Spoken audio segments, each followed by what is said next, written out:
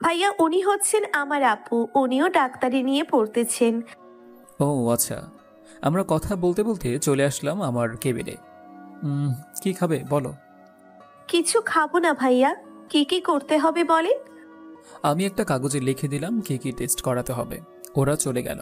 আমি রোগী দেখতে লাগলাম। প্রায় 2 ঘন্টা পর ওরা আসলো আমার কাছে। নুসাইবা, সব টেস্ট করাইছো? এই নেন রিপোর্ট। তারপর আমি রিপোর্টটা ভালোভাবে পড়ে কিছু ঔষধ লিখে দিলাম। এই নাও, এই ওষুধগুলো নিচ থেকে আমার কথা বলে নিয়ে যাবে। কোনো সমস্যা হবে না তো আর? না, আর কোনো সমস্যা হবে না। 1 মাস পর আবার একবার চেক আপ করে গেলেই হবে, তখন বোঝা যাবে কোনো সমস্যা আছে কি না। ভাইয়া আপনাকে যে কি করে ধন্যবাদ দিব আমার বলার ভাষা নেই, আপনি খুব উপকার করেছেন আমাকে। আচ্ছা যাও তোমরা, আমার আর কয়েকটা পেশেন্ট আছে। আচ্ছা ভাইয়া, ভালো থাকবেন আপনি। তুমিও ভালো থেকো। ওরা চলে গেল। আমিও আরো কয়েকটা রোগী দেখে চলে আসলাম আমার ডেরায়। এসে দেখি ওরা পানি খাবার জন্য ছটফট করতেছে। কিরে ডেভিড, ওদের পানি দিস নাই? না ভাইয়া, এই নরখাদকদের পানি দিলেও কিছু হবে না, ওদের ইচ্ছে করতেছে মেরে ফেলতে। কি ভাবতেছিস আমি ওদের ছেড়ে দেব নাকি? দেখ কি করে। যা, আমার বক্সটা একটু নিয়ে আয়। ঠিক আছে ভাই। আমি বক্স থেকে একটা ইঞ্জেকশন বের করে ওদের শরীরে ঢুকিয়ে দিলাম। বক্স থেকে কাটার বের করে ওদের সবগুলো হাতের আঙুল কেটে ফেলে দিলাম। ডেভিড, তুই কিছু করবি নাকি? করলে করতে পারিস। ভাই আপনি একটু সরেন, আমি ওদের একটু আদর করি। একটা ভিডিও করে নি, এরপর যা করার কর। ঠিক আছে ভাই। আমি চলে আসলাম আমার রুমে। রুমটা অনেক সুন্দর করে সাজানোই থাকে সব সময়, কারণ এই রুমে আমি আর ডেভিড ছাড়া অন্য কারো অনুমতি নেই যে এইখানে আসবে। প্রায় 30 মিনিট পর ডেভিডের ডাক। আমি গিয়ে দেখি ডেভিড ওদের বুকে ছোট ছোট করে লিখে দিয়েছে, RS গ্যাংস্টার। ভাই ওদের ওই মেডেল স্টাম্প কেটে ফেলেছে, ওরা আর বাঁচবে না। ভিডিও করেছিস তো নাকি করিস নাই? ভিডিও আরো অনেক আগেই করে রেখেছি, এখন ওদের কি করব বলেন। রাত্রে মেইন সড়কে ঝুলিয়ে দিয়ে আসবে, যাতে সবাই দেখতে পায় ওদের নিথর দেহটা, আর বড় করে লিখে দিয়ে আসবি যে ধর্ষণ করেছে। ঠিক আছে ভাই, তা আপনি কি এখন চলে যাবেন নাকি থাকবেন? আমি এখন চলে যাব, একটা কাজ আছে। চলেন আপনাকে নামিয়ে দিয়ে আসি। না, আমাকে নামিয়ে দিয়ে আসতে হবে না, তোরা এখানেই থাক। আর কালকে একটা মিশন আছে, রাতে এই জায়গায় চলে আসবে। ঠিক আছে ভাই, চলে যাব, আপনার কোনো চিন্তা করতে হবে না। তুই থাকতে আমি চিন্তা করি না। এই বলে চলে আসলাম বাইরে। গাড়িটা স্টার্ট দিয়ে বাসায় চলে আসলাম। কলিং বেল দিতেই আম্মু এসে দরজা খুলে দিল। আম্মু, আব্বু কোথায় গেছে? তোর আব্বু তো অফিসে গেছি, কি জানি একটা কাজ আছে বলে। আব্বুকে না মানা করছি যাতে অফিসে না যায়, আমিই লোক রেখে দিব। আমি কি বলবো, আমি মানা করলেও যায়। আমি আর কিছু বলি না, যা ফ্রেশ হয়ে আয়, খাবার দিচ্ছি। আমি ফ্রেশ হয়ে চলে আসলাম নিচে, খাবার খেয়ে বসে আছি।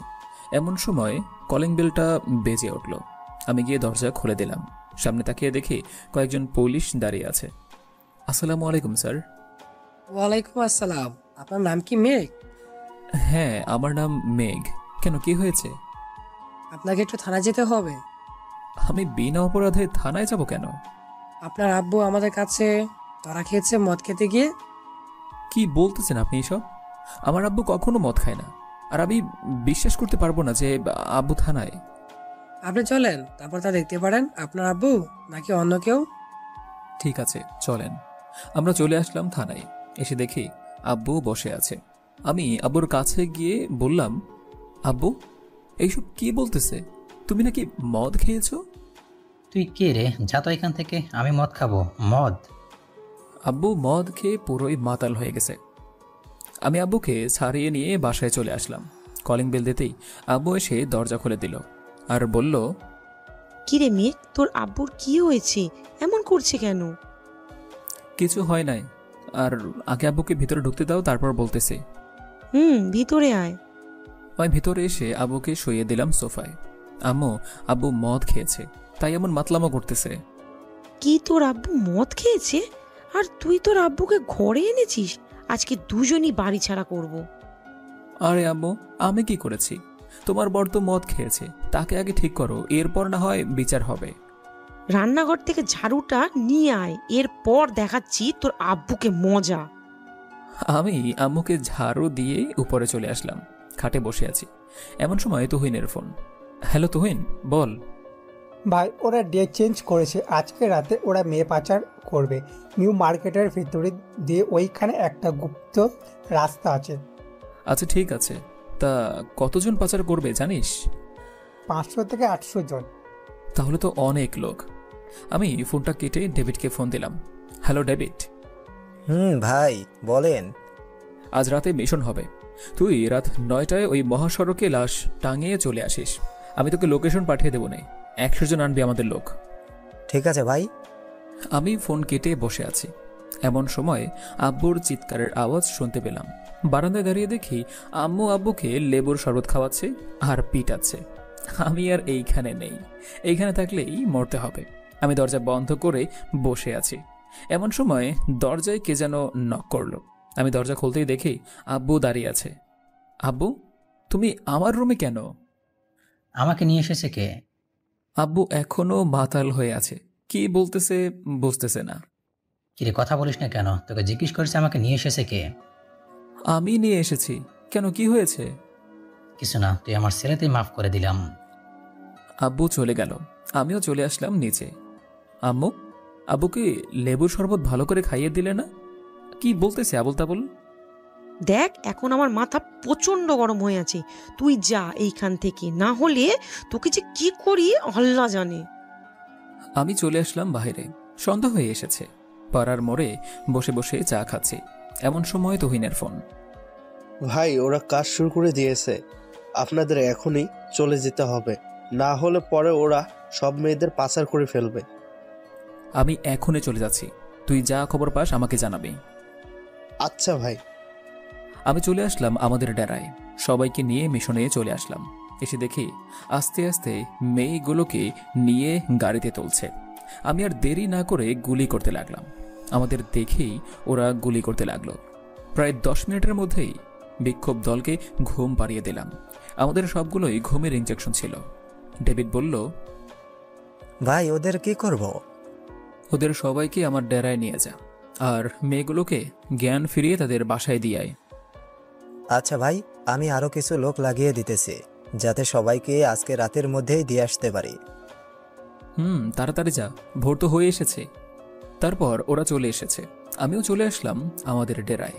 আমি এসে বসে আছি। সৌরভ এসে বলল, ভাই ওদের জ্ঞান ফিরেছে, এখন কি করব? তুই যা, আমি আসতেছি। আচ্ছা ভাই। সৌরভ চলে গেল। আমি উঠে চলে আসলাম ওদের কাছে। কিরে, তোদের লিডারকে তাড়াতাড়ি বল। আমরা কিছু জানি না আমাদের লিডারকে। এই সৌরভ, আমার কাটারটা একটু নিয়ে আয় তো, এরপর দেখাচ্ছি কিভাবে সত্যি কথা বের করতে হয়। এই নেন ভাই আপনার বক্স, সব কিছু আছে এইখানে। আমি আমার কাটারটা বের করে একটা ছেলের পায়ের 2টা আঙুল কেটে ফেললাম। ছেলেটা চিৎকার করতেছে। কিরে, এখনো কেউ বলবি না তোদের লিডারের আসল পরিচয় আর কোথায় থাকে? বাবা ভাই, আমি সব বলছি, আপনি প্লিজ ওর কোনো ক্ষতি করবেন না। ঠিক আছে, করব না। তাহলে বলে ফেল, কি বলবি? স্যার, আমাদের লিডারের নাম হচ্ছে ইমরান। কাল উনি ঢাকায় আসে, প্লিজ আমাদের ছেড়ে দেন। যেই দিন তোদের লিডারকে ধরতে পারবো ওই দিন তোদের ছেড়ে দেব।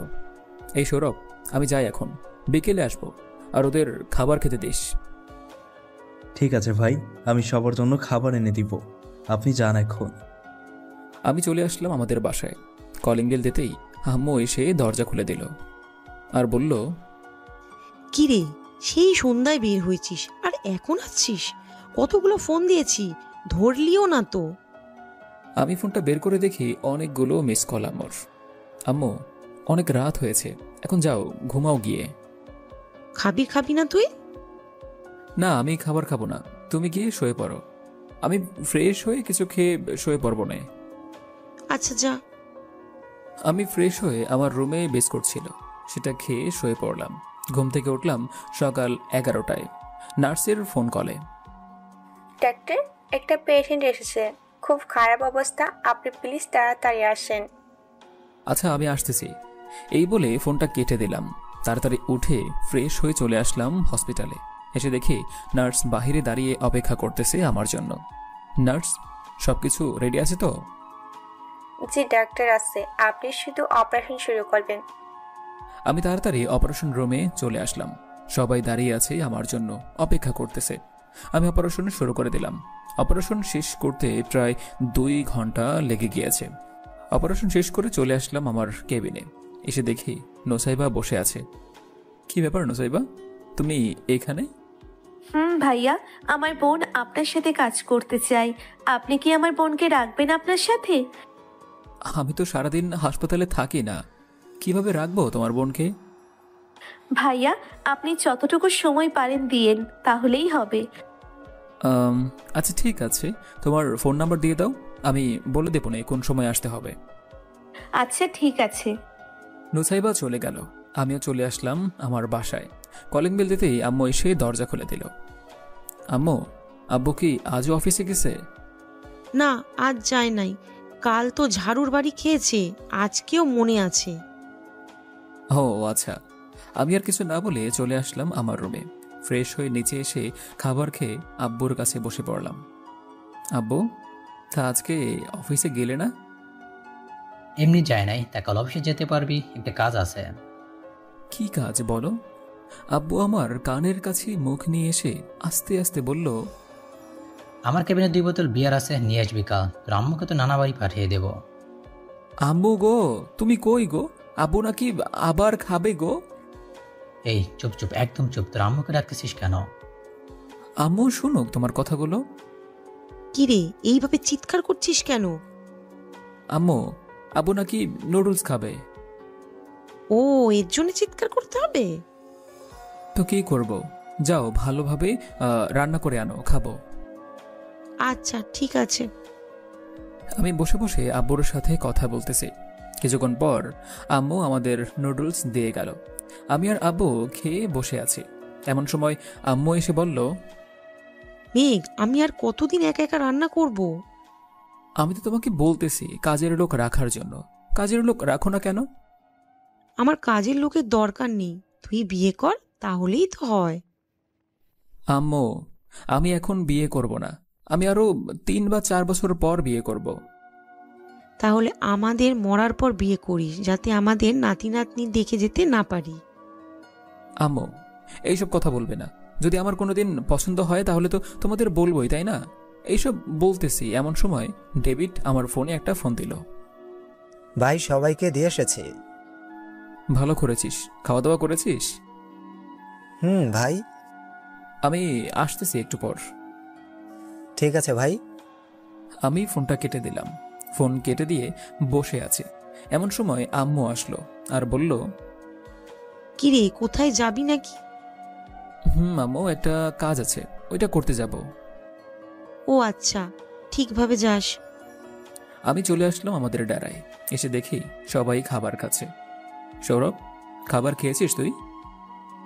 ভাই, আপনি খেয়েছেন? খেয়েছি। আর এই নে, এই টাকাগুলো দিয়ে কিছু কিনে আন সবার জন্য। ঠিক আছে ভাইয়া। আমি চলে আসলাম আমার কেবিনে। কিছুক্ষণ পর ডেভিড আসলো। কিরে ডেভিড, রাতে ঘুমাস নাই? তোর চোখ লাল হয়ে গেছে কেন? না ভাই, আজকে ঘুম হয় নাই, তাই চোখ লাল দেখাচ্ছে। এখন যা, গিয়ে একটু ঘুমা, আমি আছি এইখানে। ঠিক আছে ভাই, আপনি যাবার সময় আমাকে ডেকে দিয়েন। ঠিক আছে। আমি সবার সাথে গল্প করতে বসলাম। কিছুক্ষণ পর ওই দলের লোক এসে বলল, ভাই, আমরা এতদিন অনেক ভুল কাজ করেছি, আমাদের মাফ করে দেন। তোমরা কেন মাফ চাইতেছ? আমরা এতদিন অনেক বাজে কাজ করেছি। আমাদের বসের ঠিকানা বলে দিচ্ছি, উনি এখনও আছে এই বাংলাদেশে। আমরা আপনার দলের হয়ে কাজ করতে চাই। আচ্ছা, তা পরে দেখা যাবে। তোমাদের বসের ঠিকানাটা দাও, তাহলে আমাদের অনেক উপকার হবে। ভাইয়া, 2 বাড়ি হচ্ছে আমাদের বসের বাড়ি। আচ্ছা ঠিক আছে, তোমাদেরকে মুক্ত করে দিলাম। তোমরা চাইলে এইখানে থাকতে পারো। আর যদি কোনো কিছু জানো তাহলে আমাকে বলো। আমাদের আরও একজন ডন আছে, যে কিনা আমাদের সব কিছু খেয়াল রাখে। আমাদের সবার কাছে একটা করে চিপ আছে, ওইগুলো ফেলে দিলেই আর কোনো কথা ওরা শুনতে পারবে না। তাহলে এখন যে তুমি কথাগুলো বলতেছো, ওইগুলো কি শোনে নাই? আমার চিপ পুড়িয়ে ফেলেছে, তাই ওরা আর শুনতে পাবে না। ও আচ্ছা, সবাইকে বলো যে চিপগুলো ফেলে দিতে, আমি তোমাদের সব ব্যবস্থা করব। ঠিক আছে ভাই। লোকটা ইশারা দিয়ে কি যেন বোঝালো। সবাই চিটগুলো খুলে আমার কাছে দিয়ে গেল। আমি ভালো করে দেখতে লাগলাম, একটা ক্লু পেলেই কোনো কিছু করা যাবে। আমি সবগুলো দেখতে লাগলাম। একটা চিপের উপরে চোখ পড়তেই দেখলাম 2.0 লেখা। যাক, পেয়ে গিয়েছি ক্লু। আমি ল্যাপটপটা বের করে 2.0-তে ঢুকতেই দেখি আমাদের গ্যাংয়ের একটা লোকের ছবি। এই ডেভিড, এদিকে আয় তো। ভাই বলেন। আচ্ছা এই দেখ, এটা আমার গ্যাংয়ের লোক, তাই না? কেন, কি হয়েছে? এই ছেলেটাকে ধরে নিয়ে আয়, তারপর বলতেছি কি করে ছেলেটাকে। এই হুসাইন, এইদিকে আয়। ভাই বলেন। আমি হুসাইনের কাছে এসে তার কলার চেপে ধরে 2 গালে 2টা চর বসিয়ে দিলাম। কিরে, আমার খেয়ে আমার পরে আমারই ক্ষতি করতে চাস, তাই না? ভাই সরি, মাফ করে দেন। তা এই কাজ কতদিন ধরে করতেছিস বল, আর আমাদের কি কি খবর ওইখানে পাচার করিস সব বলবি। ভাই আমি এই তো মাত্র 1 মাস হবে, আর আপনার গ্যাংয়ের কোনো কথায় ওইখানে বলি না। আমি জানি আপনি যদি জানতে পারেন আমি এই সব কাজ করতেছি তাহলে আমাকে মেরে ফেলবেন। আচ্ছা আচ্ছা, তোকে ছেড়ে দেব, তবে তুই বল কি কি জানিস। ভাই এখন MS ডন একটা শহরের বড় হোটেলে আছে, আপনি যদি বলেন আমি আনতে পারি ওনাকে। আচ্ছা যা, তোকে দিলাম, আজকের মধ্যেই আনবি, নাহলে বুঝতেই তো পারছিস তোর কি করব। ভাই বুঝতে পারছি, আমি এখনই ফোন দিতেছি আসার জন্য। যেভাবেই হোক আমি ওনাকে এনে দেব আপনার সামনে। হুসাইন চলে গেল। আমি ভালো করে তাকিয়ে দেখি হুসাইনের গলায় একটা লকেট 2.0 লেখা। এই হুসাইন, দেখে যা তো। ভাই বলেন। তোর গলার ওই লকেটটা খুলে দে আমাকে। না ভাই, এইটা আমার শেষ বাবার দেওয়া লকেট। তোকে দিতে বলেছি দে, আর আমি তো এটা নিয়ে যাব না, শুধু দেখব। এই নেন ভাই। তোর হাত দেখা, হাতে ওইটা কি? কিছু না ভাই। আমি হুসাইনের হাতে দেখি একটা চিপ। কিরে, তুই কি আমাকে এতই বোকা ভেবেছিস যে আমি কিছু দেখতে পারি নাই? আমি চিপে ভালো করে দেখি এখনো চালু আছে। আমি ভালো করে চিপটা ঘষতে লাগলাম যাতে নষ্ট হয়ে যায়।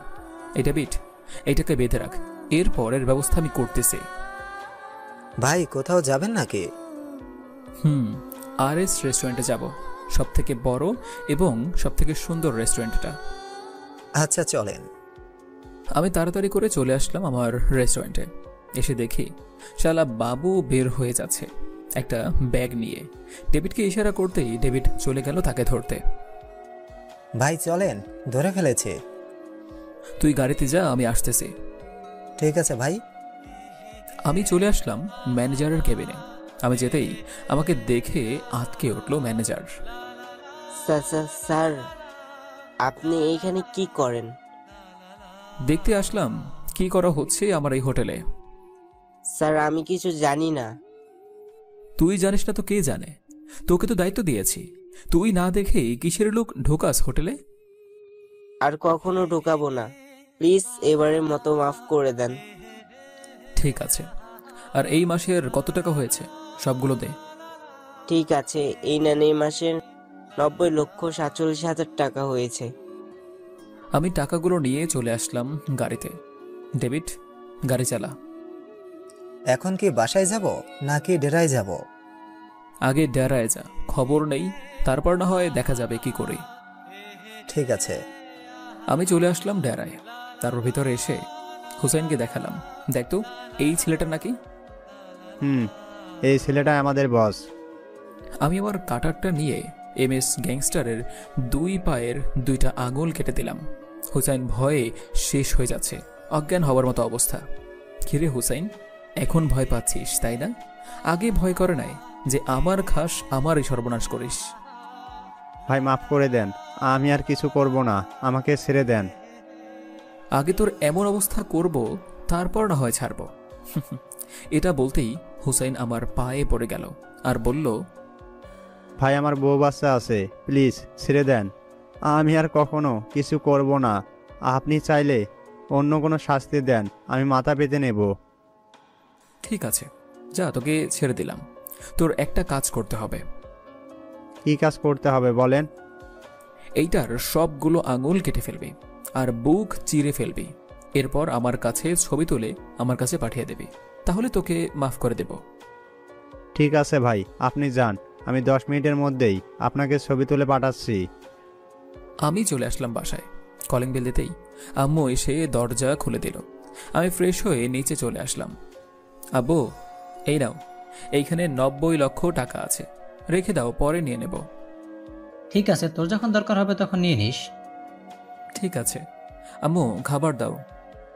খাবার টেবিলে বস, খাবার দিচ্ছি। আমি খাওয়া দাওয়া করে চলে আসলাম আমার রুমে।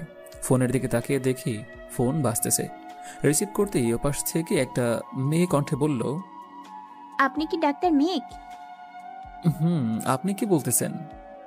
আমি যেই হই না কেন, প্লিজ আমার আম্মুকে বাঁচান, তাড়াতাড়ি হাসপাতালে আসেন।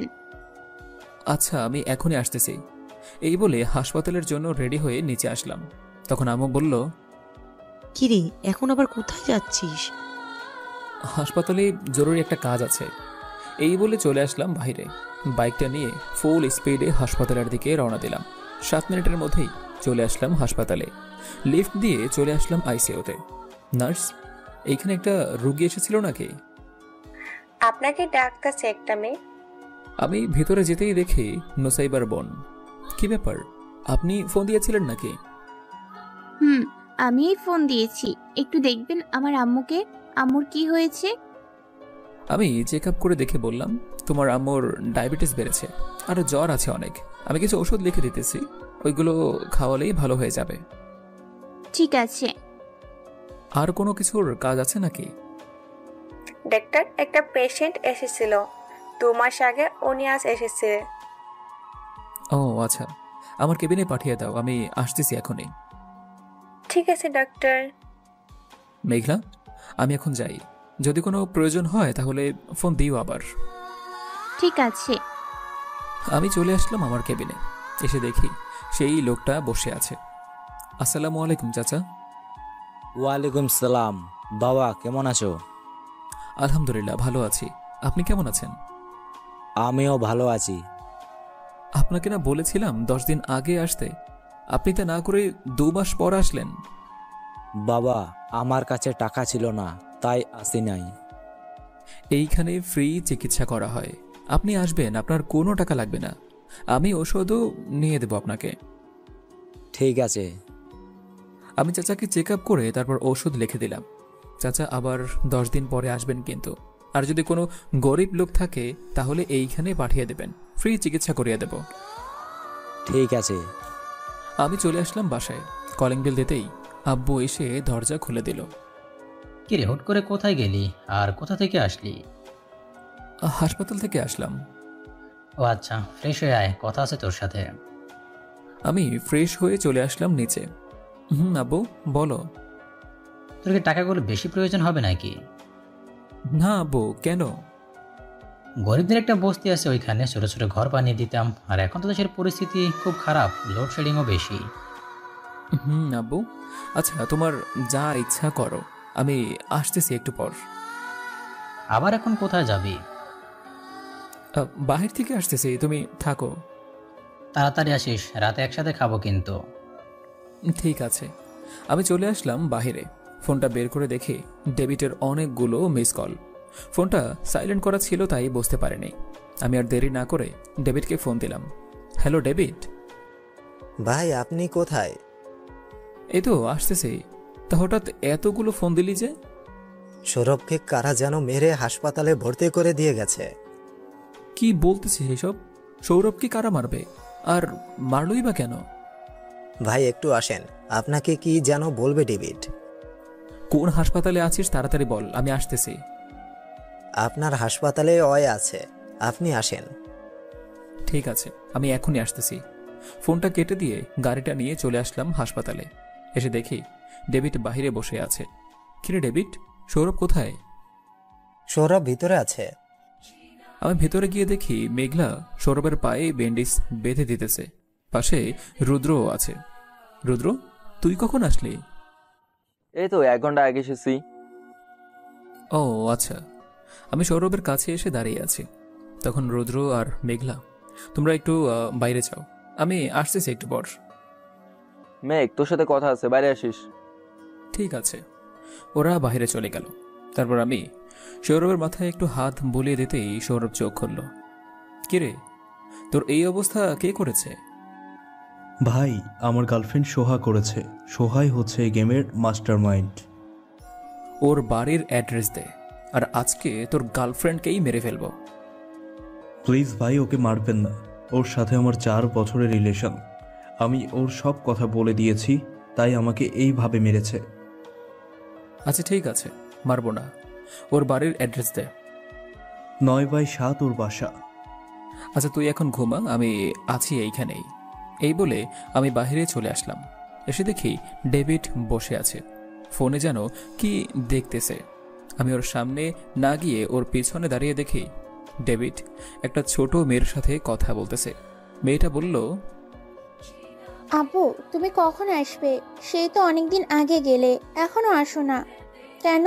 তুমি খুব পচা বাবা, তুমি আমাকে একটুও ভালোবাসো না।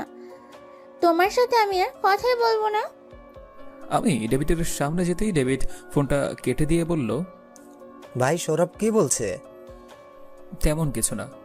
আচ্ছা সৌরভ, তোকে একটা কথা বলে, সত্যি করে বলবি তো? ভাই, আমি কি কখনো আপনার কাছে মিথ্যা কথা বলেছি যে আজকে মিথ্যা কথা বলবো? না, বলিস নাই। আচ্ছা তোর কি বাড়ি যেতে ইচ্ছা করে না? না ভাই, বাড়িতে কেউ নেই। আমি তো আপনাকে বলেছিলাম যে আমার মা বাবা আমাকে ফেলে চলে গেছে। আচ্ছা শোন, তোর যে এত সুন্দর একটা মেয়ে আছে, আমাকে বলিস নাই কেন? ভাই, আপনি আমার মেয়েকে দেখেছেন কিভাবে, আর জানেন ওই কিভাবে আমার মেয়ে আছে?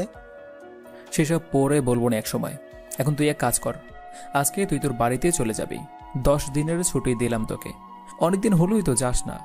এবার না হয় মেয়েটার কথাটা রাখ অন্তত। ডেভিড আমাকে জড়িয়ে ধরে কান্না করে দিল। ভাই, আমি ভাবতাম আপনি শুধু গরিবদের সাহায্য করেন, আমাদের দিকটা হয়তো খেয়াল রাখেন না। আজ দেখলাম আপনি সত্যি অনেক ভালো মানুষ। আপনার সাথে কারো তুলনা করা যায় না।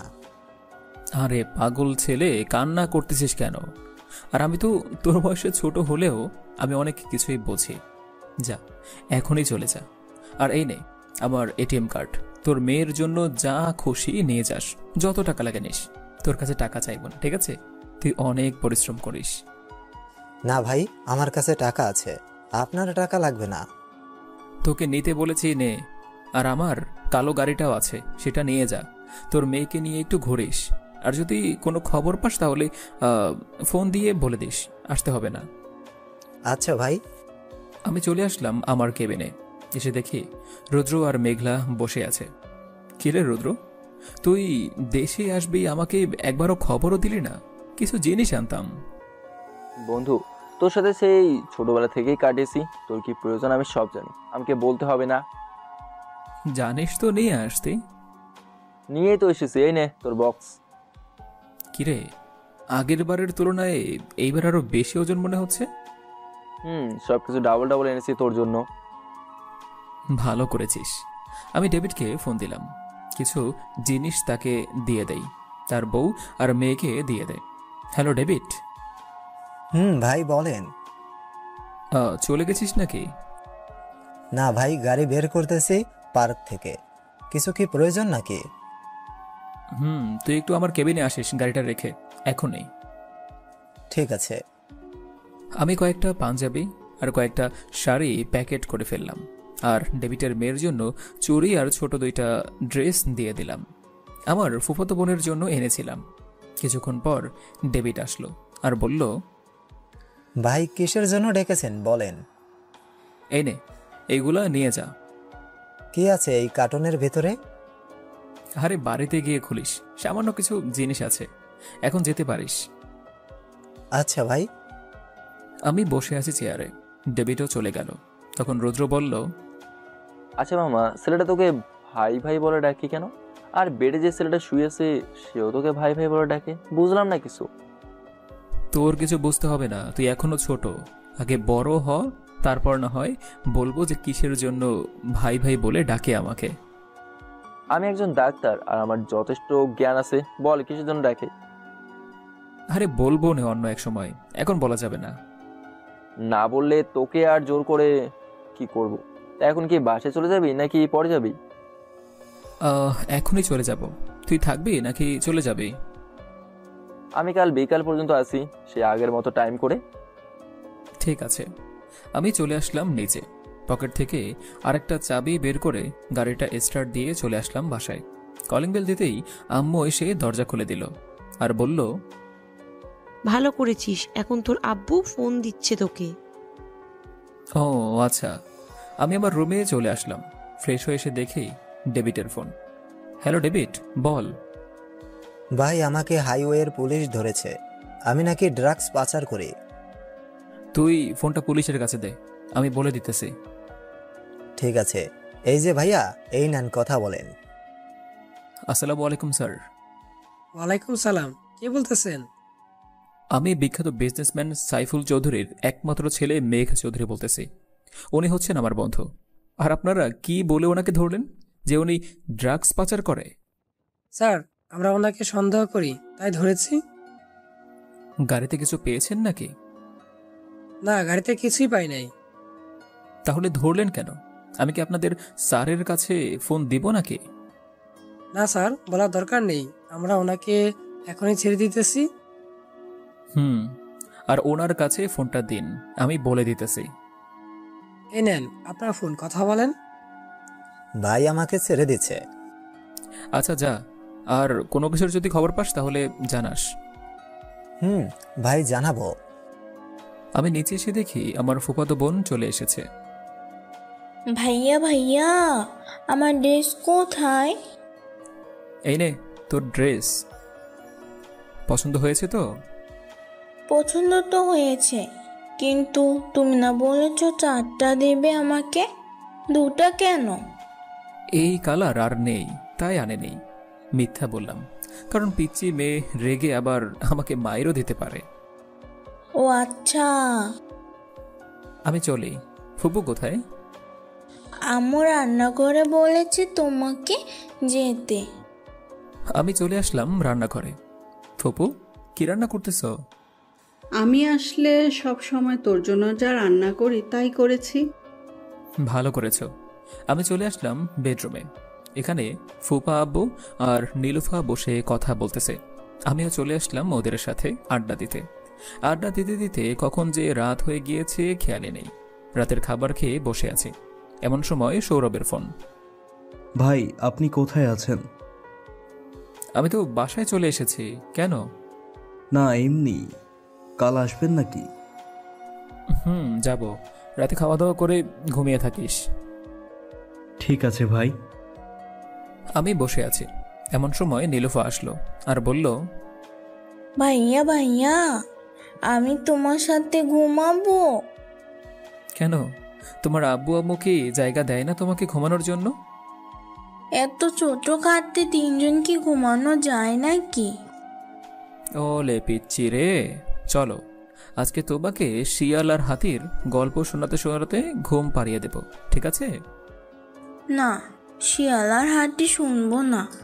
আচ্ছা ভাইয়া, প্রেম করে কিভাবে, আমাকে শিখাইবা? হায় আল্লাহ, এই পিচ্চি মেয়ে কয় কি? তাকে নাকি প্রেম শিখাতে হবে? আমিও জানি না প্রেম কিভাবে করে। ও আচ্ছা, তাহলে তুমি হাতি আর শিয়ালের গল্প শোনাও। আমি নীলুফাকে নিয়ে শুয়ে পড়লাম। হাতি আর শিয়ালের গল্প করতে করতে কখন যে ঘুমিয়ে গিয়েছি খেয়ালই নেই। ঘুম থেকে উঠলাম সকাল 9টায়। নীলুফাও আমার সাথে সাথে উঠে গেল। গুড মর্নিং ভাইয়া। Good morning. আমি উঠে ফ্রেশ হয়ে নিলাম। তারপর রুমে এসে দেখি নীলুফা আবার ঘুমিয়ে গিয়েছে। পিচ্চি মেয়ে দেখতে এত ভালো লাগে কেন আমার? যাই হোক, আমি চলে আসলাম নিচে। এসে দেখি আম্মু আর ফুপু নাস্তা রেডি করতেছে। আম্মু, খাবার দাও। টেবিলে বস, খাবার দিচ্ছি। আমি খাবার খেয়ে রেডি হয়ে চলে আসলাম হাসপাতালে। পুরো হাসপাতাল ঘুরে ঘুরে দেখতে লাগলাম সব রোগী ভালো আছে, অনেকে রিলিজও নিতেছে, আবার অসুস্থরা ভর্তি হচ্ছে। এইভাবে চলতেছে হাসপাতালটা। আমি চলে আসলাম আমার কেবিনে, এসে বসে আছি। এমন সময় মেঘলা আসলো আর বলল, এই নেন কার্ড। কিসের কার্ড এটা? আমার বার্থডের ইনভাইট দিলাম আজকে। আমি হয়তো যেতে পারবো না, রাতে আমার এক কাজ আছে। না, আপনাকে যেতেই হবে, আপনি যাবেন বলে দিলাম। আচ্ছা, চেষ্টা করব। আমি আর কিছু না বলে উঠে চলে আসলাম সৌরভের কাছে। কিরে, এখন কেমন লাগতেছে? আমি মনে হয় মরে যাব রে। এটা কি ব্যান্ডেজ করেছিস? এত গরম কেন এটাতে? কালকেই তোর হাত পা একদম ঠিক হয়ে যাবে। দামি একটা জিনিস লাগিয়েছি, যাতে তাড়াতাড়ি করে ঠিক হয়ে যায়। ও আচ্ছা। আমি অনেকক্ষণ সৌরভের সাথে কথা বললাম। এমন সময় একটা ফোন এলো। পকেট থেকে ফোনটা বের করে দেখি ডেভিডের ফোন। হ্যালো ডেভিড, বল। ভাই, আজকে একটা মিশন আছে, আপনাকে যেতে হবে একা একা। আরে চিন্তা করিস না তো, আমি চলে যাব। তুই নেই তো কি হয়েছে? আমার লোক কি কম আছে নাকি? লোক তো আছে বুঝলাম, আপনাকে একা কিভাবে যেতে দেই? তুই কোনো চিন্তা করিস না। আচ্ছা, তুই লাইভ দেখিস আমাদের, তবুও চিন্তা করিস না। তা কোন জায়গায় আর কি পাচার করা হবে? মেয়ে পাচার করা হবে, আর কিছু অস্ত্র পাচার করা হবে মেঘলা নদী দিয়ে। ও আচ্ছা, তাহলে তো আরো সহজ হয়ে গেল। এই নদী ছোট, আর সাঁতরে নদী পার হওয়া যায়। আমি ফোন কেটে দিলাম। ফোন কেটে দিয়ে বসে আছি। তখন সৌরভ বলল, ভাই ডেভিড কি বলল? আজকে মিশন আছে, তাই যেতে হবে বলছে। ও আচ্ছা। আমি কথা বলতেছি, এমন সময় দরজায় কে যেন নক করলো। আমি তাকিয়ে দেখি সৌরভের গার্লফ্রেন্ড শিমু। ডাক্তার, আসতে পারি? আসেন। আপনি কে, আর এইখানে কি করেন? উনি হচ্ছে আমার বয়ফ্রেন্ড। আমি কি আসতে পারি না? আসতে পারেন, বাধা নেই। আচ্ছা সৌরভ, তোরা কথা বল, আমি যাই এখন। আপনি কোথায় যাবেন? আপনি এইখানেই থাকেন, ওনার কথা শুনেন। আমি তোদের কথা শুনে কি করব? তোরাই কথা বল। সৌরভ, তুমি কি ডাক্তারকে চিনো? চিনি। তা কি বলবেন? ওনার সামনেই বলেন, উনি আমার বড় ভাই। প্লিজ আমাকে মাফ করে দাও, আমি চাই নাই এমনটা করতে, আর বাজে কাজ ছেড়ে দিব। প্লিজ আমাকে মাফ করে দাও। না, মাফ করব না। আগে বলো, তুমি এই কাজ কতদিন ধরে করতেছো, আর কত মেয়ে পাচার করেছো বিদেশে? আরো গত 1 বছর ধরে কাজ করতেছি, অনেক মেয়ে পাচার করছি। এটা করলে বড় অঙ্কের টাকা পেতাম। তোমার টাকার উপর এত লোভ বেড়ে গেছে? আগে জানলে আমি কখনো তোমার সাথে সম্পর্ক করতাম না। আমার টাকা পয়সার কোনো দরকার নেই, তবুও তুমি আমাকে ছেড়ো না। তুমি চলে যাও, তোমাকে দেখতে ইচ্ছে করতেছে না। সৌরভ, ভাবি তো মাফ চাইতেছে, ক্ষমা করে দে, তাহলেই তো ভালো হয়। কিভাবে ক্ষমা করব ভাই?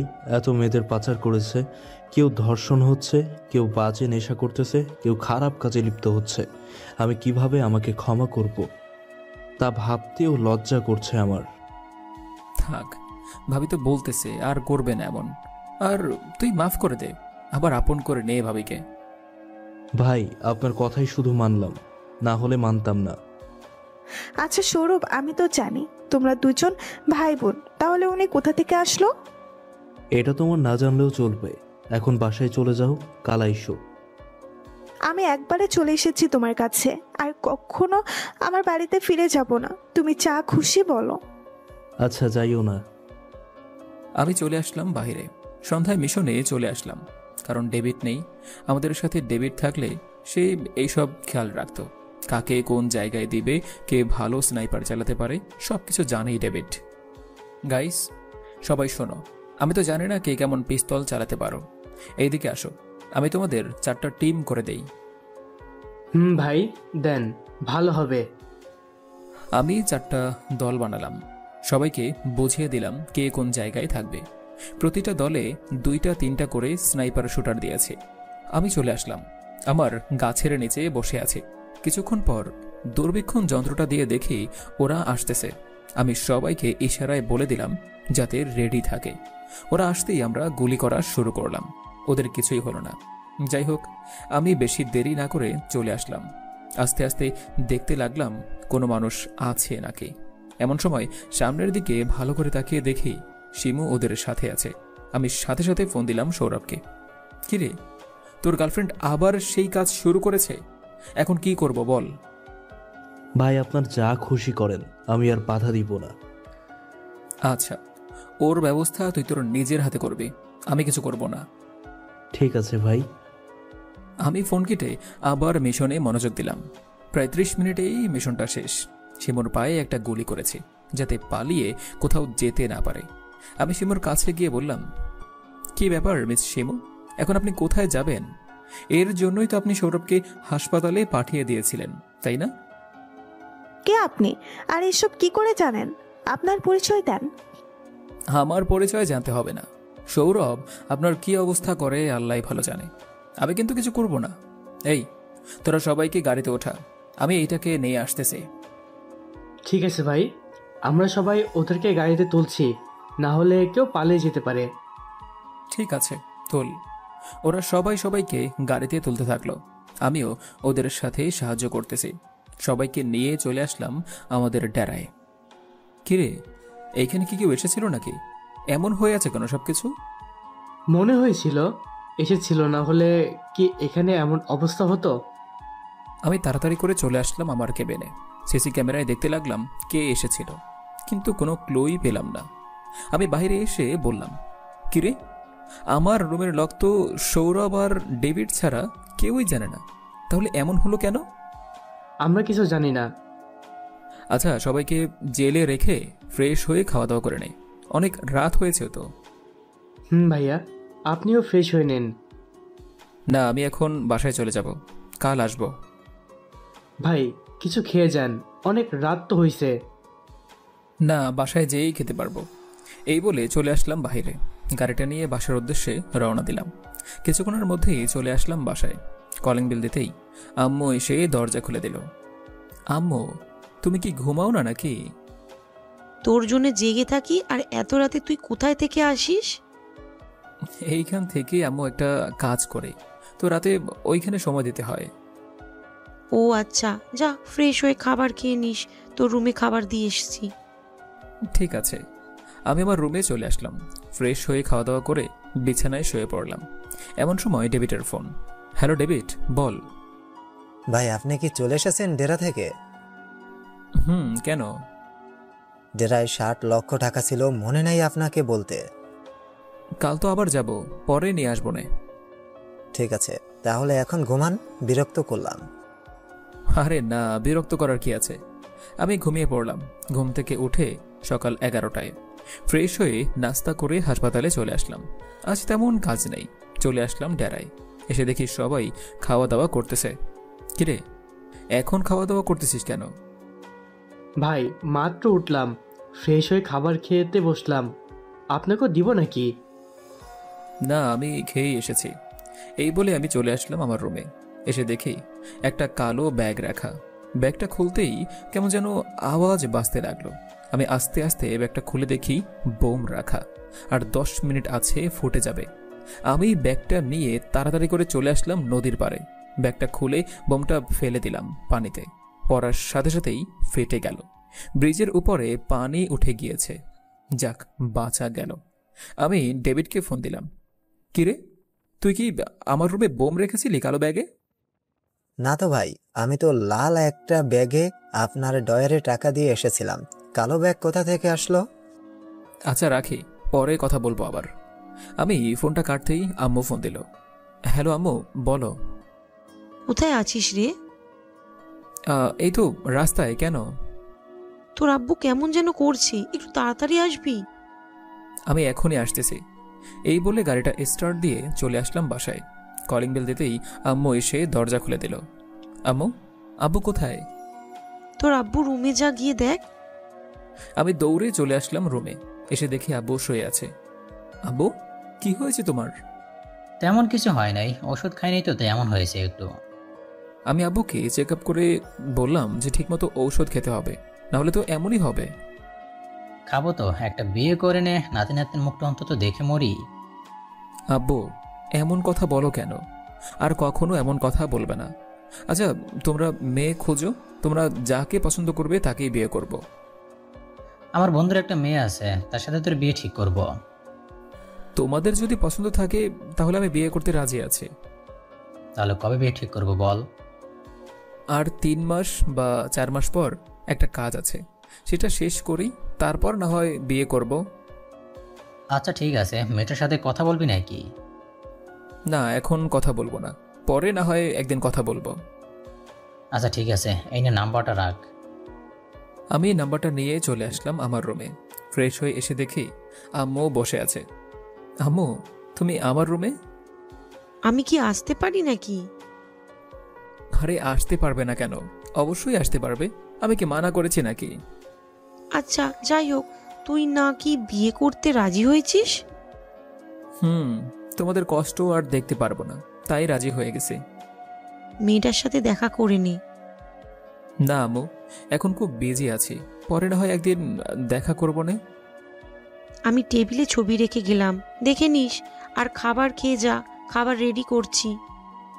আমি নিচে চলে আসলাম।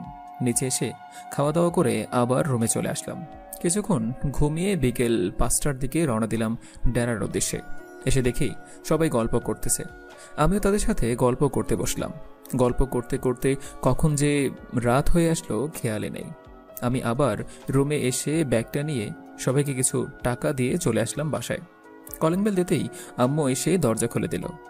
আম্মু, এই নাও, টাকাগুলো তুমি রেখে দাও, আর তোমাদের বৌমাকে কি জানি কিনে দিবে, কিনে দিও। পরে আর ঝামেলা করতে পারবো না কিন্তু, যে আমি তোমাদের কিছু দেই নাই। আচ্ছা, আর কিছু চাইবে না আমার কাছে, আমি কিন্তু সব দিয়ে দিয়েছি।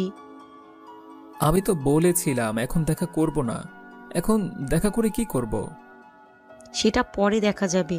তোর সাথে মেয়েটা দেখা করবে কালকে বিকেলে। ঠিক আছে। আমি আমার রুমে চলে আসলাম। কম্পিউটারে কিছু কাজ করলাম, কাজ করে চলে আসলাম নিচে। এসে দেখি আম্মু আব্বু কি যেন বলা বলি করতেছে। আমি যেতেই আব্বু বলল, মেঘে এলাকার কমিশনারকে মেরে ফেলেছে, জানিস নাকি? না তো আব্বু, কে মেরেছে আর কেন মেরেছে? সে নাকি অবৈধ কাজ করে, তাই মাফিয়ার লোকেরা মেরে ফেলেছে। ও আচ্ছা, তা তুমি কোথা থেকে শুনলে যে মেরে ফেলেছে কমিশনারকে? ওই তো খবরে বলতাছে, দেখ। আমি খবর শুনতে লাগলাম। খবর থেকে যা বুঝলাম, আমার গ্যাংয়ের লোকেরাই মেরেছে কমিশনারকে। আচ্ছা যাই হোক, আম্মু খাবার রেডি করো, এখন ঘুমাবো, কালকে আবার একটু হসপিটালেও যেতে হবে, কাজ আছে। তুই টেবিলে বস, আমি খাবার দিচ্ছি। আমি খাবার টেবিলে বসে পড়লাম। আব্বু, আমি, আম্মু খাবার খাচ্ছি। এমন সময় কলিং বেলটা বেজে উঠল। মেয়ে, গিয়ে দরজাটা খুলে দে। আমি দরজা খুলেই দেখতে লাগলাম একটা বোরকা পরা মেয়ে দাঁড়িয়ে আছে। আম্মু, কে যেন এসেছে, একটু দেখে যাও তো। আসতেছি। আমি খাবার টেবিলে বসে পড়লাম। আম্মু মেয়েটাকে ঘরে নিয়ে আসলো আর বলল, মেঘলা, উনি হয়েছে তোমার শ্বশুর, আর এইটা তোমার বর। আমি আম্মুর কথা শুনে গলার ভাত আটকে গেল। মেয়েটা এসে আমাকে পানি দিয়ে বলল, ঠিক আছেন তো? ঠিক আছে। আমি খাবার খেয়ে চলে আসলাম আমার রুমে। তাড়াতাড়ি করেই শুয়ে পড়লাম। কি করব? আর চোখটা বন্ধ হতেই কে যেন আমাকে ডাকতে লাগলো। আমি তাকিয়ে দেখি মেয়েটা। কি ব্যাপার, আপনি এখনো বোরকা পরে আছেন কেন? আর আপনি আমার রুমে কি করেন? কিছু করি না, আপনাকে দেখতে আসলাম মন ভরে। এখন দেখা লাগবে না, কাল দেখেন। কাল আবার হাসপাতালে যেতে হবে। ও আচ্ছা, তো ঘুমান। মেঘলা চলে গেল। আমি উঠে দরজাটা লাগিয়ে দিলাম, যাতে আর রুমে না আসতে পারে কেউ। সকালে ঘুম থেকে উঠে চলে আসলাম হাসপাতালে। সারাদিন হাসপাতাল থেকে সন্ধ্যায় বাসায় আসতেই ডেভিডের ফোন। হ্যালো ডেভিড, বল। ভাই, আমি চলে এসেছি কাল রাতে, বড় একটা মিশন আছে, ওইখানে যেতে হবে। ও আচ্ছা, ভালো করেছিস। আমি তোকে ফোন দিতাম আজকে। সৌরভের কি অবস্থা এখন? ভালো হয়ে গেছে, এখন আমার সাথে আমাদের বাসায় এসেছে। ও আচ্ছা। আমি আরও কিছুক্ষণ কথা বলে চলে আসলাম আমার রুমে। আমি আর সৌরভ ফ্রেশ হয়ে চলে আসলাম নিচে। এসে দেখি সবাই বসে আছে। মেঘলা, তুমি এখনো বোরকা পরে বসে আছো কেন? এমনি। আম্মু, আমাদের খাবার দাও, খুব ক্ষুধা লাগছে। খাবার টেবিলে বস, খাবার দিচ্ছি। আমরা খাবার খেয়ে চলে আসলাম আমাদের রুমে। সৌরভ, তুই খাটে ঘুমা, আমি সোফায় ঘুমাচ্ছি। দুইজন এই খাটে ঘুমানো যাবে, সোফায় ঘুমাতে হবে না। আচ্ছা আচ্ছা, আজ তোর সাথেই ঘুমাবো। আমি আর সৌরভ ঘুমিয়ে পড়লাম। ঘুম থেকে উঠলাম সকাল 11টায়। ফোনটা হাতে নিয়ে দেখি ডেভিডের অনেকগুলো মিস কল। আমি ডেভিডকে ফোন দিলাম। কিরে ডেভিড, এতগুলো মিস কল দিলি যে? ভাই, আপনার রুমের সিকিউরিটি পাসওয়ার্ড কি বদলাইছেন? RS 147। এখন কি আসবেন নাকি? না, এখন আর যাব না, একেবারে রাতে যাব মিশনে। আচ্ছা আসেন, আর কিছু অস্ত্র আনতে হবে, আমাদের কাছে বুলেট আর অস্ত্র কম। আমি ফোন দিয়ে বলে দিতেছি অস্ত্র আর বুলেট পাঠিয়ে দিতে, আর 25 জন স্নাইপার শুটার আর 20 জন রাইফেল, সব মিলিয়ে মোট 50 বা 60 জন নিবি। এটা অনেক বড় মিশন, কিন্তু এটা মিস করা যাবেই না। আর এইটা সাকসেস হলেই সবাইকে একটা খুশির খবর দেব। কি খুশির খবর ভাই? আগে হোক, এরপর না হয় বলবো। ঠিক আছে। আমরা সকালে খাওয়া দাওয়া করে হাসপাতালে চলে আসলাম। কি ব্যাপার, মেঘলা কয়েকদিন ধরে আসতেছে না কেন? মেঘলাকে ফোন দিলাম। হ্যালো মেঘলা। বলেন ডাক্তার। আপনি কোথায়? আজকে অনেকদিন ধরে আসতেছেন না। আমি একটু কাজে গ্রামে এসেছি, তাই আসতে পারবো না কিছুদিন। ও আচ্ছা, এখন রাখি, কয়েকটা রোগী আছে, ওদের দেখতে হবে। এই বলে ফোনটা কেটে দিলাম। ফোন কেটে রোগীগুলোকে দেখতে লাগলাম। দেখা শেষ হতেই রৌদ্র আসলো। কিরে, কেমন আছিস? ভালো আছি, তুই কেমন আছিস? আমিও ভালো আছি। তা খাওয়া দাওয়া করেছিস নাকি দুপুরে? না, তোর সাথে করব, তাই চলে এসেছি। ও আচ্ছা, তো চল দুজনে ভালো একটা রেস্টুরেন্ট থেকে খাবার খেয়ে আসি। চল। আমরা চলে আসলাম RS নাম করা রেস্টুরেন্টে। আমরা গিয়ে বসতেই ওয়েটার আসলো আর বলল, স্যার আপনি এখানে? কাকে স্যার বলতেছেন? আর আপনাকে তো চিনলাম না। স্যার, আপনি আপনার রেস্টুরেন্টে এসে বসে এই সব কথা বলতেছেন? ওয়েট, আমি ম্যানেজারকে ডেকে আনতেছি। ঠিক আছে, যান। ওয়েটার চলে গেল। আমি আর রুদ্র বসে আছি। কিছুক্ষণ পর ম্যানেজার আসলো। আমি চোখের ইশারায় সব বুঝিয়ে দিলাম। তখন ম্যানেজার বলল, আরে ওটা আমাদের স্যার না, উনি হচ্ছেন একজন ডাক্তার। আমি ওনার কাছ থেকে চিকিৎসা করিয়েছি। ওনাদের কি লাগবে? খাবার দাও। ঠিক আছে স্যার। ওয়েটার মাথা চুলকাতে চুলকাতে চলে গেল খাবার আনতে। কিরে রুদ্র, কি ভাবতেছিস? কি আর ভাববো, ভাবতেছি লোকটা যা বললো সত্যি কিনা। আরে তুই ওকে পাগল হয়ে গেছিস নাকি যে আমি এত বড় রেস্টুরেন্টের মালিক হব? পাগল হব কেন, তোর কাছে টাকা আছে, হতেই তো পারবি। আরে না, আমি এত বড় রেস্টুরেন্টের মালিক না, আমরা কথা বলতেছি। এমন সময় ওয়েটার খাবার নিয়ে আসলো। আমরা দুজন খাবার খাওয়া শুরু করলাম। খাবার খেয়ে বিল দিয়ে চলে আসলাম নদীর পাড়ে।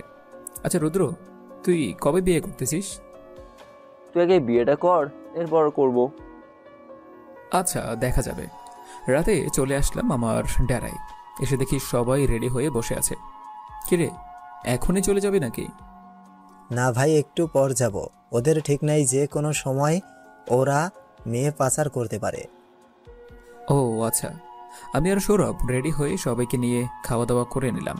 খাওয়া দাওয়া শেষ হতেই চলে আসলাম মিশনে। এসে দেখি ওরাও চলে এসেছে। আমরা বেশি কিছু না ভেবে গুলি চালাতে লাগলাম। আমাদের আচমকা গুলি চালানো দেখে ওদের অনেক মানুষই মারা গিয়েছে। সবাই লুকিয়ে লুকিয়ে গুলি করতেছে। ডেভিড, তুই এই দিকটা সামলা, আমি ভিতরে গিয়ে ডনকে ধরে আনি। ভাই আমিও আসি আপনার সাথে? না, আমার সাথে আসতে হবে না কারো, তুই এই দিকটা সামলা। এই বলে আমি আস্তে আস্তে গাড়ির নিচে চলে আসলাম। যাক, গাড়ির নিচে এসেও ভালো হলো, কারণ গুলি করতে পারছি। হঠাৎ মনে হলো গাড়িটা স্টার্ট দিচ্ছে কেউ, তাই আমি তাড়াতাড়ি করে গাড়িটা পাংচার করে দেই যাতে আর যেতে না পারে। সামনে তাকিয়ে দেখি ডন দাঁড়িয়ে আছে। আমি তার দুই পায়ে দুইটা গুলি করতেই সে হাঁটু গেড়ে বসে পড়ল। আমি তাড়াতাড়ি করে গাড়ির নিচ থেকে বের হয়ে আগে ডনকে ধরলাম, কারণ এখন যদি ওর মৃত্যু হয় তাহলে আমি অনেক অসুবিধায় পড়ে যাব। সামনে তাকিয়ে দেখি কোনো মানুষ নেই, মনে হয় সব মরে গিয়েছে। আমি চলে আসলাম গাড়িতে। ডেভিড, সৌরভ আর আমার সাথীরা সবাইও আসতেছে। কিরে ডেভিড, 2 ঘন্টায় তো খেলা শেষ। আমি তো ভেবেছিলাম অনেক দেরি হবে। ভাই, আমিও তাই ভেবেছিলাম। তো ওই লোকগুলোকে কি করব? ওদেরকে নিতে আসতেছে পুলিশ। চল আমরা আমাদের ডেরায় চলে যাই, বাকিটা কাল দেখা যাবে। আচ্ছা চলেন। আমরা সবাই ডেরায় চলে আসলাম। ডেরায় এসে দেখি অনেক পুলিশ এইখানে দাঁড়িয়ে আছে। আমাকে দেখেই বলল, আপনি ওই কি আরএস মাফিয়ার লিডার? কেন? আর আপনারা এই জায়গার হদিস পেলেন কোথা থেকে? ভিতরে প্রধানমন্ত্রী বসে আছে, আপনার জন্য অপেক্ষা করতেছে। এই ডেভিড, এইটাকে নিয়ে ওর পায়ের 2টা বুলেট খুলে আমাদের কাছে নিয়ে আয়। আচ্ছা ভাই। আমি চলে আসলাম ভিতরে। এসে দেখি প্রধানমন্ত্রী বসে আছে। আসসালামু আলাইকুম। ওয়ালাইকুম সালাম। কেমন আছো মেঘ? আলহামদুলিল্লাহ ভালো আছি, আপনি কেমন আছেন? আলহামদুলিল্লাহ ভালো আছি। মিশন কি কমপ্লিট করে এসেছো? কেন? একটু টিভির দিকে দেখো তো, কোনো এক রিপোর্টার তোমাদের এই ভিডিওটা করেছে। আমি ভালো করে তাকিয়ে দেখি এইটা কোনো টিভি চ্যানেল না, এটা হচ্ছে এমনিতেই একটা লোক চালায় ফেসবুক আর ইউটিউবে। আমি আমার ল্যাপটপটা নিয়ে ওর ফেসবুক আইডি আর ইউটিউব চ্যানেল আমার কাছে নিয়ে আসলাম, আর একটা ফোন নাম্বার দিয়ে দিলাম ওর ইমেইলে, যাতে ফোন দিতে পারে আমাকে। কিছুক্ষণ পর ফোনটা বাজতে লাগলো। আমি রিসিভ করতেই লোকটা বলল, বাবা ভাই প্লিজ আমার ইউটিউব আর ফেসবুক পেজটা ফিরিয়ে দেন, অনেক কষ্ট করে এইটুকু এসেছিস ভালো করেছিস। আমাদের ভিডিও করলি কেন? আর তুই জানলি কি করে ওইখানে মিশন হবে? ভাই আমি জানতাম না ওইখানে যে মিশন হবে। আমি তো গিয়েছিলাম একটা পার্সেল আনতে, পরে দেখি গুলির শব্দ, তাই আমি ভিডিও করে আপলোড করেছি। এখনই ভিডিও কাট, না হলে তোর 2টাই গেছে, মনে রাখিস।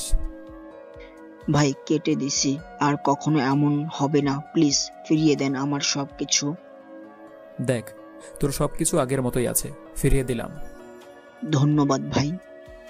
আমি ফোনটা কেটে দিলাম আর প্রধানমন্ত্রীকে বললাম, এখন আমার জিনিসটা আমাকে দেন। কাল সকাল টিভি চ্যানেলের সামনে ওর মুখোশ করে দিব, তারপর দিব তোমার উপহার। ঠিক আছে, আর আমার এই 2জনকে একটা রাস্তা করে দিতে হবে। আমি চাই ওরাও আমার দলকে আরো ভালো করুক। ওদেরকেও পুরস্কার দেওয়া হবে। কাল সকাল 10টায় চলে আসবে পার্টি অফিসে, তোমার সব লোকদের নিয়ে। ঠিক আছে। প্রধানমন্ত্রী চলে গেল। আমিও চলে আসলাম ডেভিডের কাছে। ডেভিড, কাল তোদের পুরস্কার দেওয়া হবে। কিসের পুরস্কার ভাই? তোরা যে এতদিন আমার সাথে কাজ করে এসেছিস সেই পুরস্কার। ও আচ্ছা, এখন কি বাসায় যাবেন নাকি ওর ব্যবস্থা করবেন? আগে ওর ব্যবস্থা করব, সকালে বাসায় যাব। আমি চেয়ার টেনে ডনের সামনে বসলাম। কিরে, বাংলাদেশে এসে ভেবেছিস আরএস গ্যাংস্টার থাকতেই তুই মেয়ে নিয়ে পালিয়ে যাবি? তা কি করে হয়? এইসব বলতেছি আর একটা করে পায়ের আঙুল কাটতেছে। ভাই প্লিজ আমাকে ছেড়ে দেন, খুব কষ্ট হচ্ছে আমার, প্লিজ ভাই, মরে যাচ্ছি মনে হয়। তুই মরে গেলে আমার কিছুই যায় আসে না, তুই মরে যা, ভালো হবে। প্রধানমন্ত্রী তো দেখেই গিয়েছে, আর কাল তোর মুখোশ খোলা হবে। তুই বাহিরের দেশ থেকে এসে বাংলাদেশ থেকে মেয়ে নিয়ে যাস, তোর কত বড় সাহস! এই বলে আরেকটা আঙুল কেটে ফেললাম। এক পায়ের সবগুলো আঙুল কেটে ফেললাম। আর কখনো কেউ আসবে না বাংলাদেশের মেয়েকে নিয়ে যেতে। আমি চলে আসলাম আমার বাসায়। সকাল হয়ে গিয়েছে। কলিং বেল দিতেই মেঘলা এসে দরজা খুলে দিল। কি ব্যাপার? হেই, তুমি কি বোরকা খুলবে না? বোরকা খুলে কি করব? আপনি দেখবেন নাকি আমার মুখ? আমি কি বলছি নাকি যে আপনার মুখ দেখবো আমি? তো বোরকা খোলার কথা বলেন কেন? আপনার গরম লাগে না এই বোরকায়? না, আমার গরম লাগে না। আর সারা রাত কোথায় ছিলেন আপনি? বন্ধুদের সাথে। কেন? এমনি বিয়েটা হোক, এরপর থাকাবো বন্ধুদের সাথে। ও আচ্ছা, তাই নাকি? আমি আস্তে আস্তে মেঘলার দিকে এগোচ্ছি। হঠাৎ আম্মু বলল, কিরে মেয়ে, কখন আসলি? আম্মুর কণ্ঠ শুনে মেঘলাকে পাশ কাটিয়ে চলে আসলাম আম্মুর কাছে। এই তো এখনই আসলাম আম্মু। আচ্ছা, আর কতদিন বাইরে থাকবি? বিয়ের পর তো আর বাইরে যেতে পারবো না, তাই এখন যাব। আচ্ছা যাস, যা ফ্রেশ হয়ে আয়, তোর জন্য রুটি বানিয়েছি। এখন আবার রুটি বানাতে গেলে কেন? আমি বাইরে থেকে খেয়ে নিতাম। আমি বানাই নাই, মেঘলা বানিয়েছে। আমি ফ্রেশ হয়ে খাবার টেবিলে বসতেই মেঘলা আমার প্লেটে রুটি দিল। আমি রুটির সাইজ থেকে ফিক করে হেসে দিলাম। আমার হাসি দেখে আম্মুও হাসতেছে। তখন মেঘলা বলল, কি ব্যাপার, তোমরা হাসছো কেন? এমনিই হাসতেছি। তা তোমার রুটি কি ইন্ডিয়া থেকে বর্ডার গেছে নাকি? কেন, রুটি ইন্ডিয়া থেকে বর্ডার যাবে কেন? তো রুটির সাইজ এমন হয়েছে কেন? এইখানে পুরো একদম লম্বা, আবার এইখানে কিছুই নাই। এইভাবে কেউ রুটি বানায় নাকি? আমি যেটুকু পেরেছি ওইটাই খান, এত বেশি খাইতে হবে না। আচ্ছা বাবা, আচ্ছা ডাল দেন এখন। এই নেন। আমি রুটি আর ডাল মুখে দিতেই মনে হলো লবণের জায়গায় চিনি দিয়েছে সব কিছুতেই। ও আখথু! কিরে, কি হয়েছে, এমন করছিস কেন? লবণের জায়গায় চিনি দিয়েছে, খেয়ে দেখো। আম্মু খেয়েই বলল, দিচ্ছি তো, কি হয়েছে? মেয়েটা যে রান্না করতে পারছে তাই যথেষ্ট। যা বাইরে থেকে খেয়ে আয়, আমি রান্না বসাচ্ছি। হইছে, আর রান্না বসাতে হবে না, আমি খাবার আনতেছি। আচ্ছা যা। আমি বাজারে চলে আসলাম, রুটি আর ভাজি নিয়ে বাসায় চলে আসলাম। খাওয়া দাওয়া করে বসে আছি, এমন সময় দেখি ওপর থেকে কি যেন নামতেছে। আমি ভালো করে তাকিয়ে দেখি এটা তো মেঘলা, আমার সাথে যে কাজ করে। কি ব্যাপার, চমকে গেলেন যে? তুমি এইখানে কেন? তো কে থাকবে, আমার সাথে বিয়ে ঠিক হয়েছে তোমার। আমি কিছু বলতে যাব, এমন সময় ফোনটা বেজে উঠল। আমি তাকিয়ে দেখি প্রধানমন্ত্রী ফোন দিয়েছে। আসসালামু আলাইকুম। ওয়ালাইকুম সালাম। মেঘ, তোমার জন্য বসে আছি, সবাই তো এখনো আসলে না। আমি ঘড়ির দিকে তাকিয়ে দেখি সকাল 10টা বেজে গেছে। আসতেছি, 10 মিনিট লাগবে আসতে। আচ্ছা আসো। আমি কিছু না বলেই চলে আসলাম বাহিরে। গাড়িটা নিয়ে পার্টি অফিসের দিকে রওনা দিলাম। সৌরভ আর ডেভিডকেও বলে দিলাম আসতে। আমি গিয়ে দেখি ওরা চলে এসেছে। কিরে, তোরা আমার আগে কিভাবে আসলে? আমরা কাছেই ছিলাম, তাই তাড়াতাড়ি চলে এসেছি। ও আচ্ছা, চল তাহলে। চলেন। আমি চলে আসলাম পার্টি অফিসের ভিতরে। সবাই আমার জন্য অপেক্ষা করতেছে। সরি গাইস, আমার আসতে একটু দেরি হয়ে গিয়েছে। এই নাও, তুমি কিছু কথা বলো। আর এখন সব লাইভ হচ্ছে সমস্ত টিভি চ্যানেলে। তারপর আমি মাইকটা হাতে নিয়ে বলতে থাকলাম। আমাকে হয়তো অনেকেই চিনেন, আমি একজন ডক্টর। অনেকে আমাকে চিনে গরিবের বন্ধু বলে। আমি আজকে এসেছি একটা কারণে। আজ 10 বছর চলছে আমি আরএস গ্যাংস্টারের লিডার হয়ে কাজ করতেছি। গতকাল রাতে আমি একটা বড় মিশনে ছিলাম। আমি ভাবতেও পারিনি যে খুব সহজে আমরা বিজয়ী হয়ে যাব। এই হচ্ছে সৌরভ, আর এই হচ্ছে ডেভিড। ডেভিডের আসল নাম হচ্ছে সাগর। আমি ডেভিড বলেই ডাকি সবসময়। আমার বিপদের বন্ধু হচ্ছে আমার এই লোকগুলো, অনেক সাহায্য করেছে আমাকে। তাই আজ আপনাদের সাথে দেখা করতে পেরেছি। আমি আর কিছুই বলবো না, এইটুকুই বললাম। আরও অনেক কিছুই বলার ছিল, আবার না হয় অন্য একদিন বলবো। এই নাও মেঘ, তোমার পুরস্কার। এইটা তোমার সারা জীবন খেয়েও শেষ করতে পারবে না। আর ডেভিড, সৌরভ, তোমাদের ছোট করে এই জিনিসগুলো দিলাম, আর বাকি সবাই এগুলো নিয়ে নাও। আমি চাচ্ছিলাম আমার এই দুজন বন্ধুকে আমার গ্যাংয়ের লিডার বানিয়ে দিতে। এখন আপনারা কি বলেন? হ্যাঁ, আমরা তোমাকে দেখতে চাই গ্যাংস্টার হিসাবে। মাননীয় প্রধানমন্ত্রী, আপনি কি বলেন? মেঘ, সবাই যখন চাইতেছে তুমি থাকো। আর সৌরভ, ডেভিড, তোমাদের জন্য একটা ব্যবস্থা করা হয়েছে। এই বছর তো শেষ হয়ে আসছে, অর্থমন্ত্রী রিটায়ার্ড নেবেন। মেঘ, তুমি কাকে অর্থমন্ত্রী বানাবে এই দুজনের কাছ থেকে? সৌরভ, তুমি কি বলো?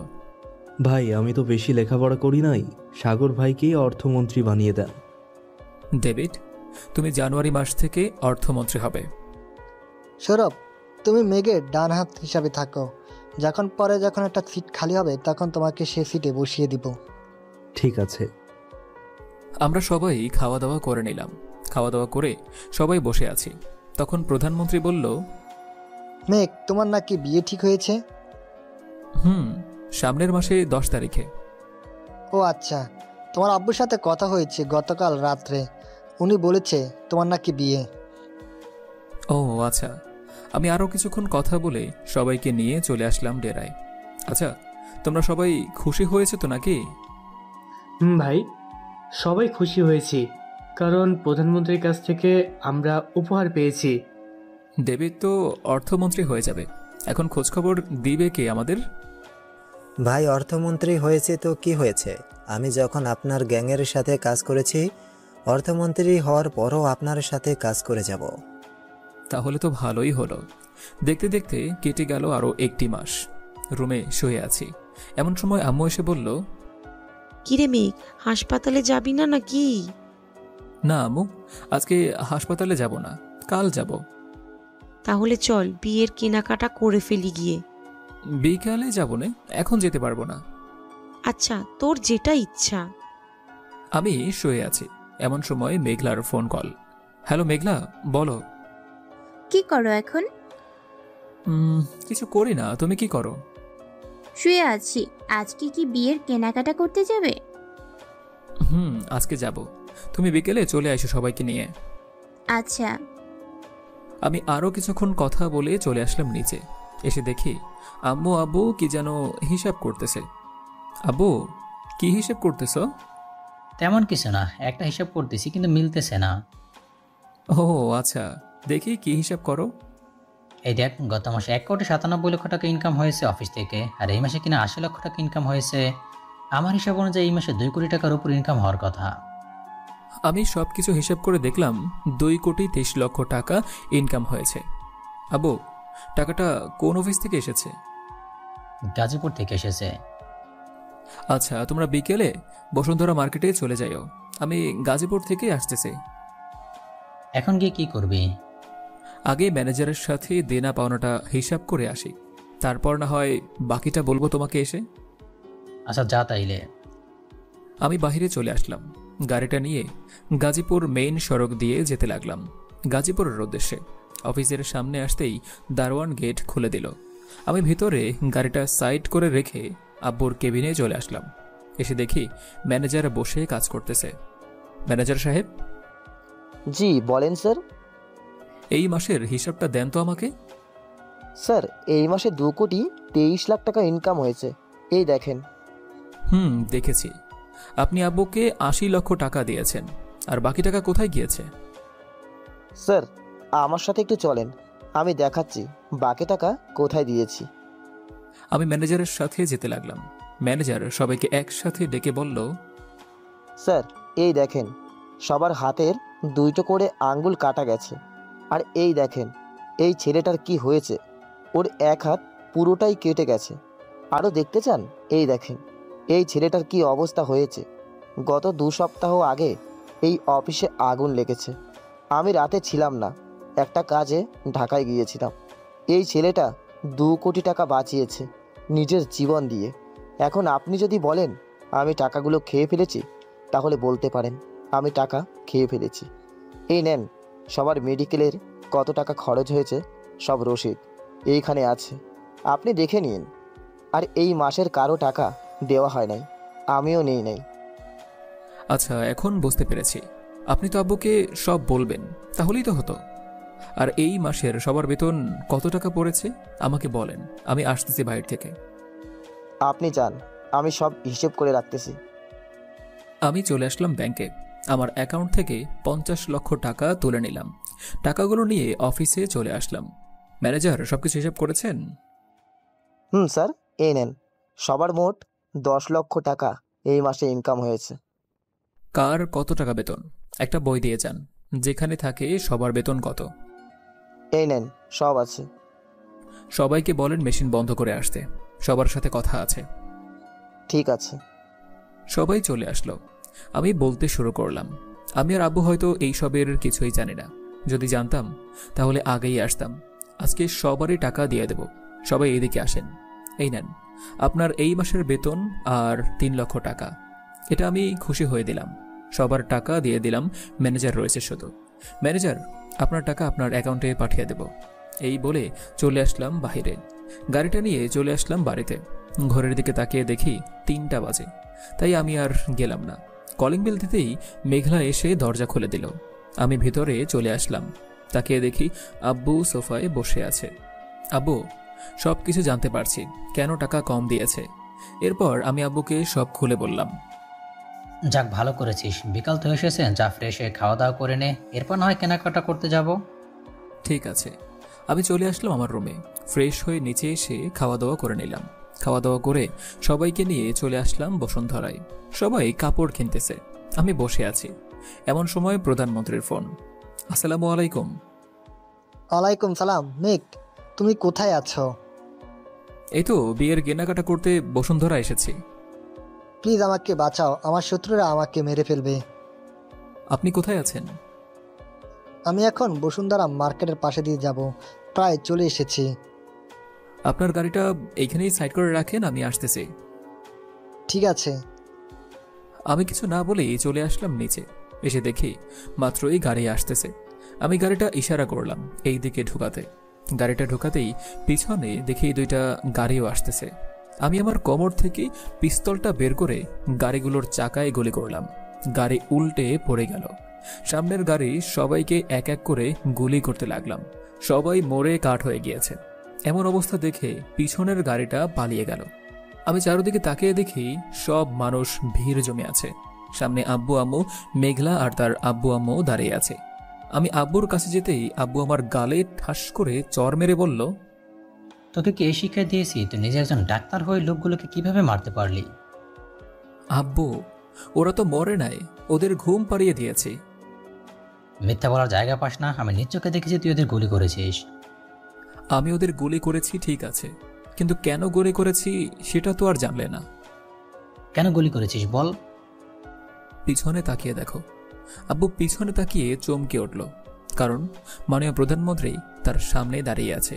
আগে কখনো সরাসরি দেখে নাই, এই প্রথম দেখেছে। স্যার আপনি? আমি বিপদে পড়েছি, তাই মেঘকে স্মরণ করলাম। আর আপনার মেঘকে মেরে ঠিক করেন নাই। মেঘ তো ওদেরকে মেরে ফেলেছে না, কিছু না জেনে কোনো কিছু করা ঠিক না। সরি, আসলে আমি বুঝতে পারিনি। ঠিক আছে মেঘ, তোমাকে অসংখ্য ধন্যবাদ। আমার জীবন বাঁচিয়ে দিয়েছ তুমি। আবার সবই আল্লাহর ইচ্ছায়। আমি যদি না থাকতাম হয়তো অন্যজন এগিয়ে আসতো। তার শপিং করা শেষ নাকি? না, করা হয় নাই, আমি তো চলেই এসেছি। আচ্ছা যাও শপিং করা গিয়ে, আমি এখন চলে যাই। এখন কি দিয়ে যাবেন যদি আবার বিপদ হয়? উপর দিকে তাকিয়ে দেখ, আমার জন্য হেলিকপ্টার এসেছে। ও আচ্ছা, যান তাহলে। প্রধানমন্ত্রী চলে গেল। একটু পর ডেভিড এসে সবাইকে নিয়ে চলে গেল। আমিও চলে আসলাম শপিং করে। তারপর রাতে খাওয়া দাওয়া করে বসে আছি। এমন সময় আব্বু এসে বলল, আর 2 দিন রয়েছে তোর বিয়ের।